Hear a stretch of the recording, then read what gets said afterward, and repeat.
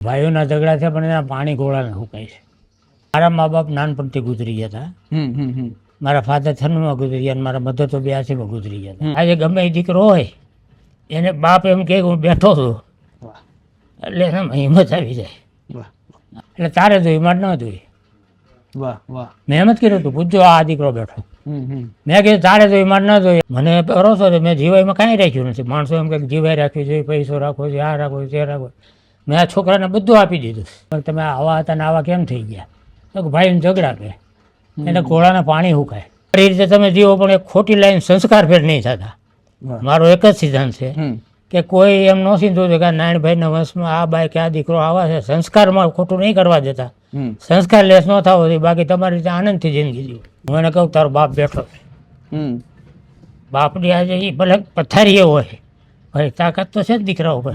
ભાવના જરૂરી છે. ભગવાન ભાઈ હું એક જ વસ્તુ માગું કે મને ભગવાન મારું હાલે એટલું દઈએ. મને કોઈ હાથ લાંબો કોઈની મારે હાથ લાંબો કરવો પણ એવા દિવસો નહીં આપતો. આજકાલ દાદા અમે જોઈએ છીએ કે ખાસ કરીને યુવાનો હોય તે એકલતા દૂર કરવા માટે મેડિકલમાં જઈને ટીકડીઓ લેતા હોય છે. ખાસ કરીને જે આપણે કહીએ છીએ ડિપ્રેશન આવી જતું હોય છે.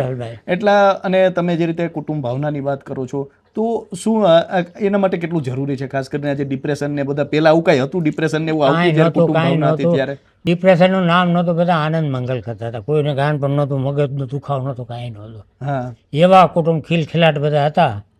પણ આ બધું આ પશ્ચિમી સંસ્કૃતિ આવી અને છોકરાઓના કુટુંબો બધા એકલા મળ્યા પડવા પછી અને સાંસારિક સિટીમાં જાય એટલે કેટલા ટેન્શન છે એ તો અમે જાણીએ છીએ. 80% પબ્લિક અત્યારે રીબાઈ છે, મહેનત કરે છે, બધાને મદદ કરવી પડે, એમાં કોઈને છેડા ભેગા નથી થતા. ગામડે તો એટલે 80% પબ્લિક અત્યારે બહુ રીબાઈ છે, કોઈને ગામડે રહેવું નથી. પણ અમારે તો ભગવાનની દયાથી અત્યારે ગામડે આવીને અમે સિદ્ધ કરી બતાવ્યું કે ભાઈ બહુ સારી રીતે જીવી શકાય છે, સારી રીતે ધંધો થઈ શકે, સેટિંગ થઈ શકે છે. એટલે ભગવાન દયા સૌ સાથે હોય તો ડિપ્રેશન દૂર રહે એવું તમે માનો? પૂરું માનું, કેમ ન માનું? અત્યારે મારો છોકરો છે એ ઘણી વાર ડિપ્રેશનમાં આવી જાય. આમ તે હું એને કહું તારો બાપ બેઠો છે. બાપની આજે એ ભલે પથારીએ હોય ભાઈ તાકાત તો છે જ દીકરા ઉપર. ભાવના જરૂરી છે. આજે ગમે એ દીકરો હોય એને બાપ એમ કે હું બેઠો છું એટલે એનામાં હિંમત આવી જાય ને. એટલે કુટુંબ ભાવના આ વસ્તુ છે. આજે અમારી આ દીકરી છે એને એવો સપોર્ટ હોય કે તારે કોઈ રીતે બેવને આનંદથી જીવો, મોજ કરો, તમારી રીતે તમે જીવો. પણ એક ખોટી લાઈન સંસ્કાર ફેર નહીં થતા. મારો એક જ સિદ્ધાંત છે કે કોઈ એમ ન સીધું કે નારાયણભાઈના વંશમાં આ બાઈ કે આ દીકરો આવા છે, સંસ્કારમાં ખોટું નહીં કરવા દેતા. સંસ્કાર લેસ ન થવો જોઈએ. બાકી તમારી રીતે આનંદથી જિંદગી જીવો. હું અત્યારે વ્યવહારમાં કાંઈ માથું નથી મારતો અને છતાં મને પૂછે. મને ભરોસો છે મેં જીવાઈમાં કાંઈ રાખ્યું નથી. માણસો એમ કે જીવાઈ રાખવી જોઈએ, પૈસો રાખવો જોઈએ, આ રાખવો તે રાખવો. મેં આ છોકરાને બધું આપી દીધું. તેજોરીને ચાવી શીખેથી માંડીને મેં મારા ખાતામાં એને ખાતે બધું કરાવી દીધું. શું કામે ભાઈ આપણને પૂરો ભરોસો છે આપણે. પણ એવી કેળ વાસ્તો થાય ને દાદા. ખાસ કરીને જે આપણે કુટુંબ ભાવનાની વાત કરી તો જે અત્યારે આપણે જોઈએ તો જે ભાઈઓ પ્રત્યે જે પહેલા જે કહી શકાય એવો પ્રેમ હતો એવો અત્યારે દેખાતો નથી. ભાઈઓ ભેગા હોય તો શું ફેર પડે? શું એનાથી થઈ શકે છે? ભાઈઓ ભેગા હોય તો ઘણો ફેર જ પડે ને. મેં તમને પહેલા જ વાત કરી કે પાંડવો ને કૌરવ જોવું, રામાયણ જોવું, સીધી જ વાત છે ને. બિલકુલ. જો ભાઈઓ ભેગા હોય તો રામાયણ થાય અને ભાઈઓ જુદા થાય એટલે મહાભારત થાય. ટૂંકી વાત છે ને, મહાભારત થાય. આજે હું મારા મા બાપ નાનપણથી ગુજરી ગયા હતા. મારા ફાધર 96માં ગુજરી ગયા અને મારા મધર તો 82માં ગુજરી ગયા હતા. અને મારો નાનો ભાઈ મારી ભેગો હતો અને મેં નાના દીકરા તરીકે નાનો મોટો કર્યો. એને બધું આપ્યું ને એને જુદું થવા પછી છોકરાઓના લગ્ન સંબંધ ભણાવ્યો ગણાવ્યો બધું અમે થયું. મારી ભેગું જ થયું બધું તારી. તો અમે મારો એક દીકરો ને એના 2 દીકરા ને અમે 5 જણા બેઠા. મેં એને કીધું ભાઈ સમાજમાં મેં ઘણા કુટુંબોને તૂટતા બચાવ્યા છે, ઘણા ભાઈઓમાં ભાગ કરતાં મેં બચાવ્યા છે, ઝઘડા પતાવ્યા છે મેં ગામના બધે. મેં પંચાયતની ચૂંટણી ઘણા વર્ષ નથી થવા દીધી ગામમાં. તો હું મારી ઘેરે ભાગમાં દોલું થાય એટલે તારે જોઈ મારે ન જોઈ. મેં એમ જ કર્યું હતું, પૂછજો આ દીકરો બેઠો. મેં કીધું તારે જોઈ મારે ન જોઈ. એટલે મારી 45 વર્ષની દુકાન નવાવી હતી.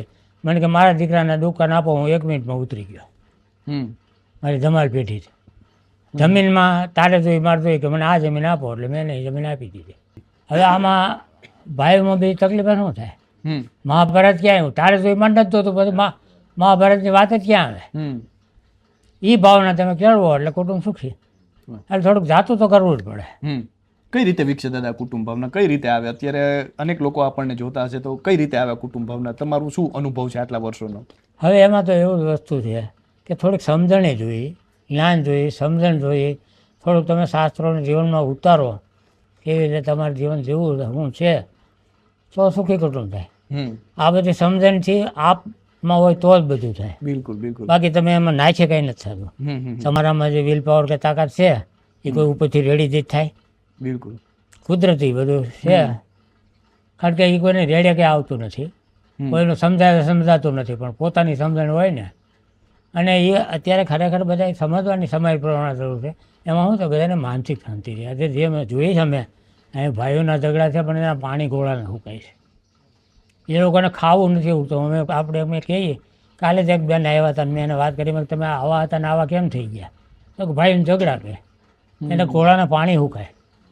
જિંદગી તો બગડી જાય પણ ગોળાના પાણી તો સુકાતા હોય તો તમારું જીવન જ આખું બરબાદ થઈ જાય. તો એના કરતાં સમથી રહેવું શું ખોટું છે?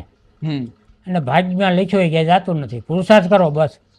મારો મંત્ર એક જ છે જિંદગીનો કે કોઈ પણ ન માગો. કોઈ હું કુદરતની એ જ પ્રાર્થના કરું છું, મારે કોઈ હાથ લાંબો મને નહીં કરવા દેતા કોઈ પણ. ભગવાન ભાઈ હું એક જ વસ્તુ માગું કે મને ભગવાન મારું હાલે એટલું દઈએ, મને કોઈ હાથ લાંબો કોઈને મારે હાથ લાંબો કરવો પડે એવા દિવસો નહીં આપતો. કોઈ દી હાથ કોઈ લાંબો ન કરવો પડે. હું કોઈકને બે બે આપી શકું એવી શક્તિ આપજે. અને મારી કુટુંબની ભાવના અમને જળવાઈ રહે, સદબુદ્ધિ હોય તો કુટુંબની ભાવના આવે. બિલકુલ બિલકુલ. તો દાદાએ ખૂબ સરસ વાત કરીને આમ જોઈએ તો અત્યારે પાશ્ચાત્ય વિચારોનો તડકો તપી રહ્યો છે. તેમાં અત્યારે જોઈએ તો આવા વડીલોના વડલા નીચે બેસીને સંસ્કૃતિની વાતો સાંભળો, એ પહેલાંના સમય વિશે સાંભળો, એમના જીવનના અનુભવ વિશે જાણો, તો તમે પણ એ સંસ્કૃતિની નજીક જઈ શકો છો. ખાસ કરીને જે આપણી કુટુંબ ભાવના છે કેટલી વિશાળ છે. અને આજકાલ જે આપણે જોઈએ છીએ કે ડિપ્રેશન જેવા જે આપણે રોગો આવી ચૂક્યા છે તેનાથી બચવાનો જો કોઈ સૌથી મોટો ઉપાય હોય તો તે પણ કદાચ કુટુંબ છે. અને દાદાએ જે રીતે તમામ વાતો કરી છે તે ઘણું બધું કહી જાય છે. તો હાલ તો બસ આટલું જ. ફરી મળતા રહીશું વાત ગુજરાતી પર.